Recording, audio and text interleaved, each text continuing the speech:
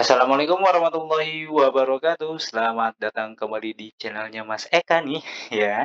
Apa kabar semuanya? Semoga dalam keadaan sehat-sehat selalu dimanapun teman-teman berada ya. Oke baik, karena sudah masuk tahun ajaran baru, pasti dong yang dari SD akan beralih jenjang ke SMP, berarti sekarang sudah masuk di kelas 7 ya. Terus yang dari SMP berarti sekarang sudah masuk ke kelas 10 ya, kelas 10 SMA ya, agak ribet sih Mas Eka ngomongnya kelas 7 dan kelas 10.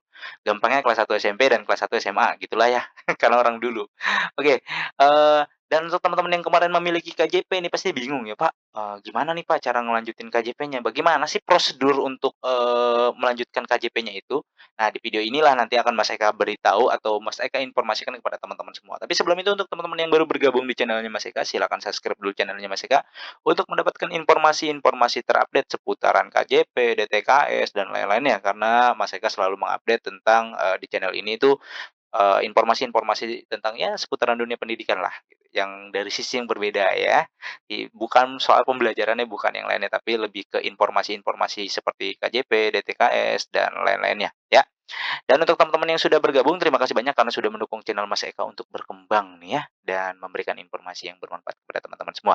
Oke, langsung saja, kita ke website KJP-nya ya. Oke, di sini di website KJP-nya seperti biasa, di IP-nya ini alamat IP publiknya ya, 119, titik 47, titik 90, titik 99, slash KJP 2 slash. Nah, untuk teman-teman yang beralih jenjang dari SD ke SMP dan juga dari SMP ke SMA ya, ataupun untuk teman-teman yang ingin mau ke KJMU nih ya, nanti KJMU mungkin, Mas Eka buatkan sendiri deh ya. Sekarang untuk yang teman-teman yang beralih jenjang ke SMP dan ke SMA terlebih dahulu nih ya.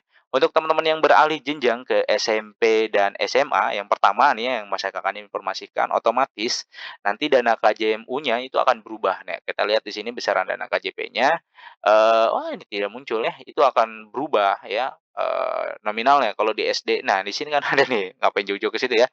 Untuk yang, di SMP itu ada 300 ya, ini 300.000 ya, kemudian yang di SMA itu ada 420 dan SMK 450. Untuk yang ke swasta ya, yang teman-teman dapat KJP terus, masuk ke swasta itu dapat tambahan 170 per bulan, berarti kurang lebih dapat 470, yang SMP-nya itu dapat kurang lebih 710.000 dan yang SMK-nya itu dapat kurang lebih, 690.000 ya, ya kurang lebih seperti itulah.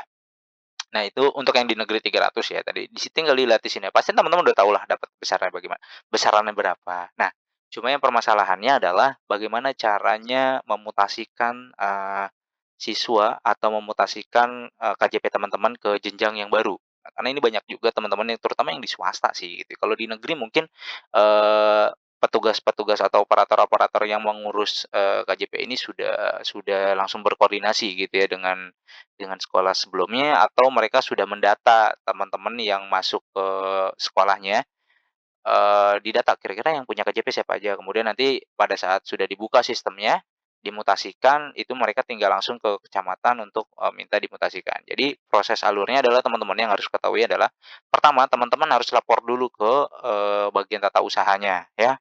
Teman-teman yang punya KJP nih, lapor aja atau, bilang ke gurunya, "Bapak, Ibu," atau ke, yang menangani KJP lah, pokoknya yang di sekolah itu yang menangani KJP, "Bapak, Ibu, anak saya atau saya memiliki KJP nih."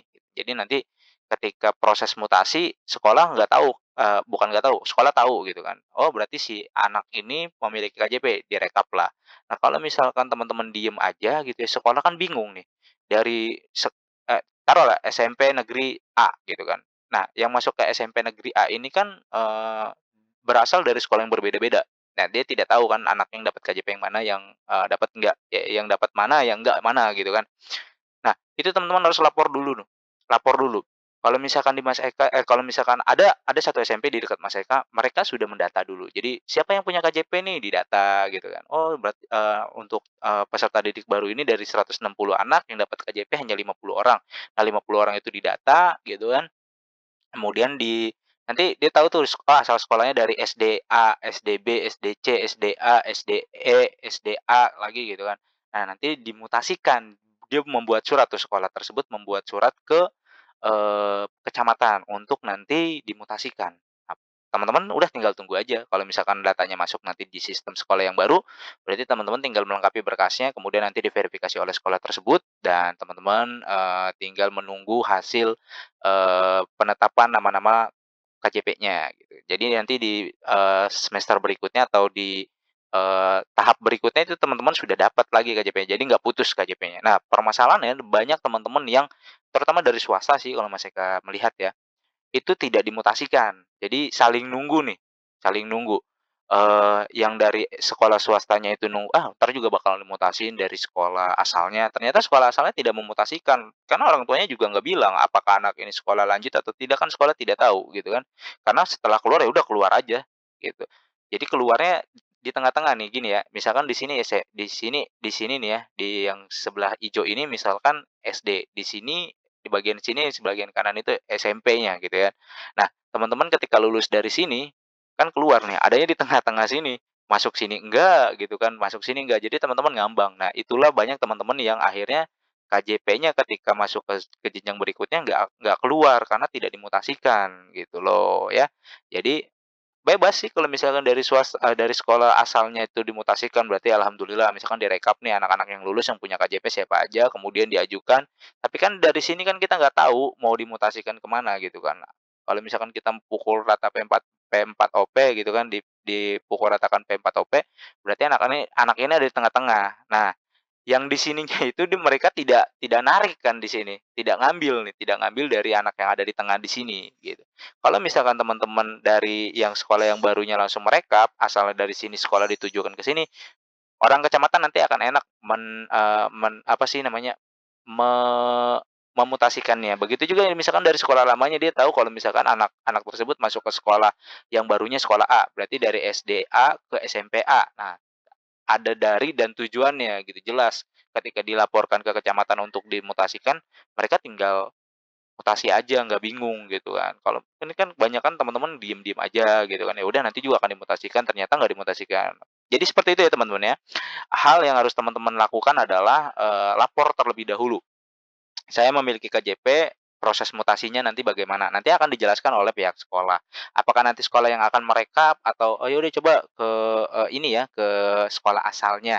Nah, nanti kalau misalkan ke sekolah asalnya berarti kan nanti direkap dari sekolah asalnya, kemudian, "Kamu nanti tujuannya sekolahnya mana?" Kan ditanya gitu ya, dari sekolah asalnya.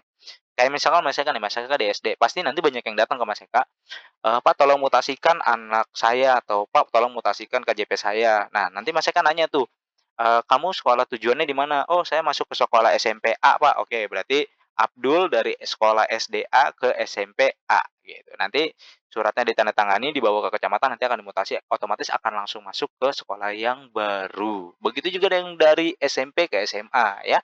Jadi kurang lebih seperti itu teman-teman untuk, mutasi KJP ya.